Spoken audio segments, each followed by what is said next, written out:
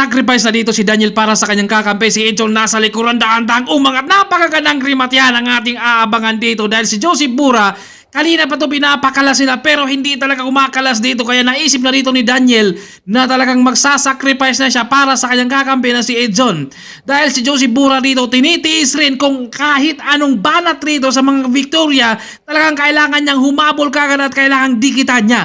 Dahil kapag hindi rin naman ito magsasacrifice si Daniel rito, aabutan sila ng ating peloton, baka sila pa ang mawawalan ng pwesto rito dahil mga sprinter ang nasa likuran. Kaya ito ay nagtitiis talaga rito. Si Daniel nahatake niya para kay Edson. Nandito naman si Joseph Bura, napakahaba yung pang-test, kita nyo naman yan.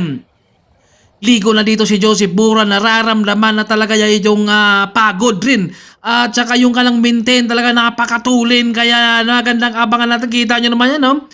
Bumubunga na dito si Edson rin dahil naisip niya dito na kailangan niyang tumulong rin para dito kay Daniel. Dahil nakita niya na nahirapan na rin dito si Daniel sa pagtatrangko rin. Dahil si Joseph Bura talagang mag-aantay siya rito. Dahil dalawa rito ang Victoria. Meron talagang isa rito na magsasacrifice. Kaya napakahirap to. Aabutan kaya siya rito ng ating peloton o talagang masasagad nila hanggang finish line yan.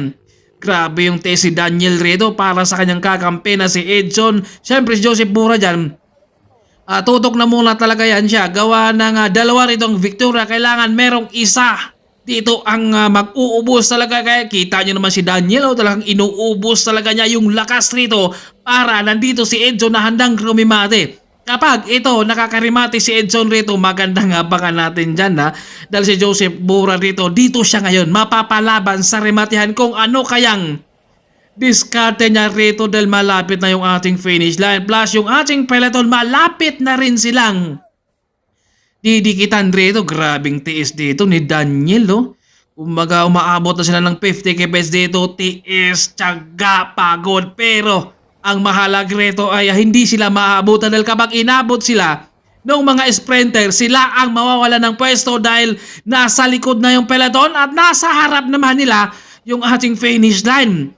Tsaga 52 kps na yung hatak ni Daniel. Joseph Bura nasa likuran. Si Edson nakikiramdam rin sa likuran kung matatansa na ba yung kanyang angat dahil inuubos na reto ni Daniel. Grabing tiis para talagang aagwat sila ng tuluyan. Edson dandag umangat, lumabas sa kaliwa rito. Sa kanan naman ito si Joseph Bura. Humahabol si Bura dito at si Edson ang layo ng agwat ka agad rito. Ang bilis nakawala rito. Joseph Bura sinubukan pa sanang humabol. Yun nga lang, nakaagwat na. Grabe yung kalang breakaway. Pero pagkatapos ang laban, nandiyan naman yung mga kamayan para ganun talaga yung laro.